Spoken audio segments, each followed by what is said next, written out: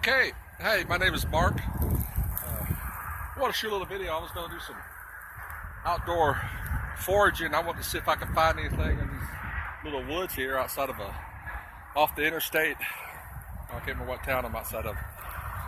I'm in Oklahoma State off of I-35. I want to step into some woods here and see if I can find any foraging food, because I'm kind of like into foraging for wild edibles, survival stuff. I'll do a video on it. Found this little dried up flower seeds here. Coming off. Well, let me show it to you. That are coming off of these little bushes off of the ground. So I'm going to share some of this stuff. It's a good fire starter, I believe. Yeah, really dried it and everything. This is around the 1st of February. Temperature is probably about 65, 70 degrees outside. Fairly warm for this time of year. What I'm doing is I figured it's been fairly warm, that I do see some greenery, and I knew that I would probably find some wild edibles. I just wanted to show a little video of what you could do to supplement your diet. Just make sure that you know what you're looking for.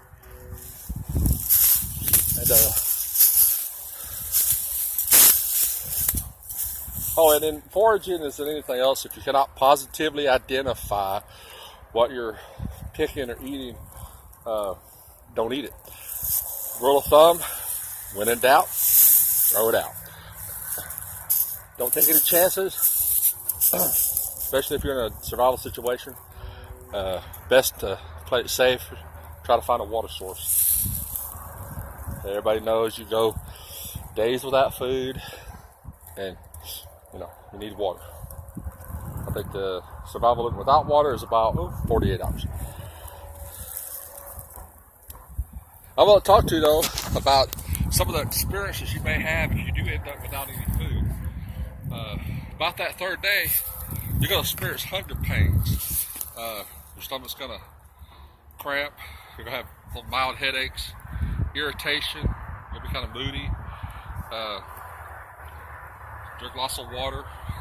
If you can find something to eat. Make sure you can to identify it. I'm kind of looking around. I really don't see it. That's pretty much the wrong time of the year. The only thing I've seen in this area are some birds and stuff that were flying around, which is always a good sign. But I'm quite confident that if I needed to, I could probably scare a rabbit up.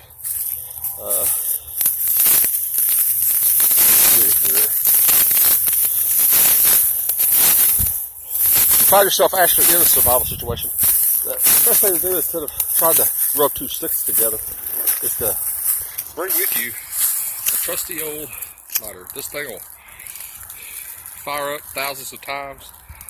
Find some dry kindling. We have it all over the place.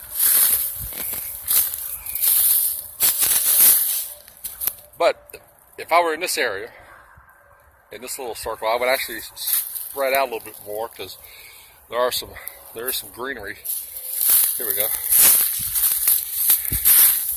Here's something that's better than nothing. It's a thorn bush. Looks like a blackberry vine to me, but I don't think it is. But these leaves won't kill you. Probably make a good tea. As I'm doing these videos, I'm not going to do a whole lot of scientific jargon or try to feed your head full of a bunch of encyclopedia knowledge that you're not going to remember anyway if you find yourself in a survival situation. I'm going to give you the bare essentials. I'll show you a video. I'll show you what something looks like. I may even go into how to prepare it and stuff like that. If I have that kind of time, then I'll tell you the proper names of things. Usually I know by looking at something. I know what it is. I can't remember the name of it. Some things are pretty simple, but there's some other things that that are edible that the name slips me or what have you, and then I'll have to, although I have positively identified it, Identification has actually not a whole lot to do with the name of it. Remember, if you go 3 to 4 days without food, you're not going to remember a whole lot of anything anyway, because you're going to be thinking of one thing: food. What could I eat? You know, I got a lot of fire killing around here. I don't have a whole lot of food. Okay, well, I could find it. What you could do, if you want to eat some worms or grubs, you can go to the root of a tree, which is where I would head up, dig down a little bit, a big tree, whatever, and you'll probably find some kind of bugs or something. Matter of fact, I would probably dig into the bigger one first, and pull out my little trusty knife. This is a Mora knife and a Mora blade on it of Sweden. It's a really strong knife. I actually got the idea off of those little stupid TVs. Well, not stupid, but a survival show that I saw.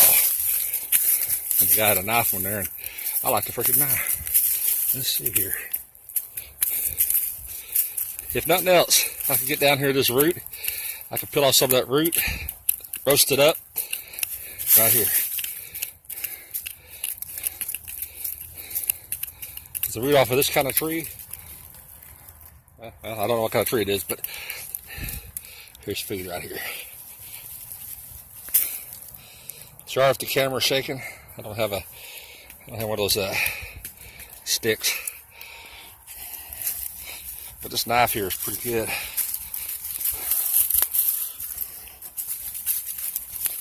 Watch this.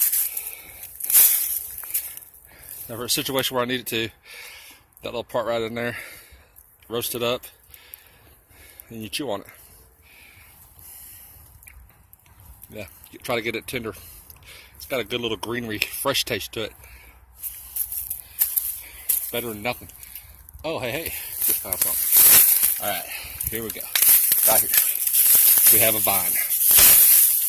Dried up vine.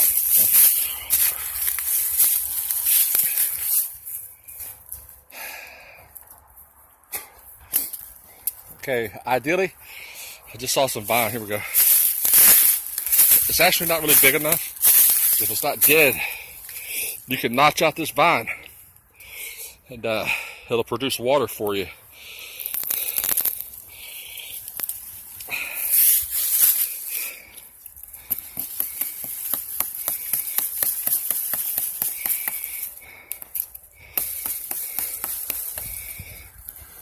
See, right inside of there.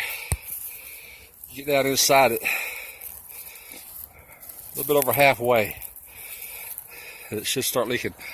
You would actually want a vine that's bigger around, but I do believe you could probably get something out of that.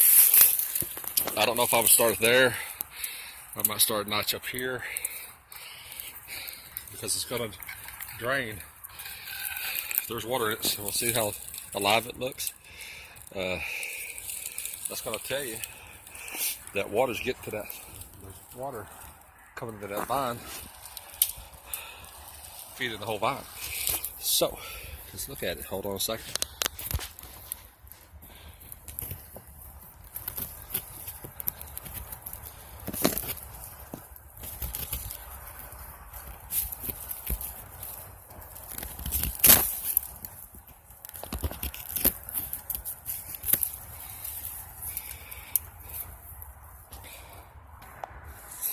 Okay, I'm back. Now I've notched it out. Now this would have to be a bigger vine. There's some vines that are really big around, like as your wrist, the water would already be dripping. I would probably, you can eat tree bark, what the heck. Let's go down here a little ways. Let's see what we find. If we'll leave that vine notched out like that, and I'll come back here in a few minutes. See we're not eating liquid. That's forming on the ground. It's such a small vine, it's going to take a little while. First, I apologize for the camera shaking. I don't have one of the sticks.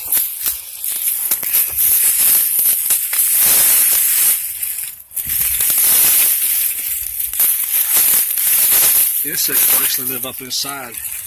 Right, ooh, good fire starter right there. Inside of fallen logs.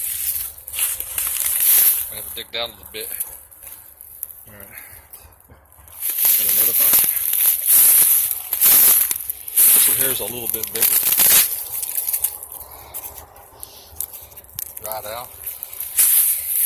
I could go tearing into the bark of a tree, and I would probably find a grub or insect. Anything with 6 legs would be edible. Grubs, worms, stuff like that. Ants, ladybugs, grasshoppers. Any insect that has 6 legs is edible. Roast it up first, cook it, and take the guts out and everything. Spiders, scorpions, stuff like that. Anything with 8 legs will not be edible. All spiders are poisonous. Same with snakes. So if you want to go dig for snakes, go right ahead.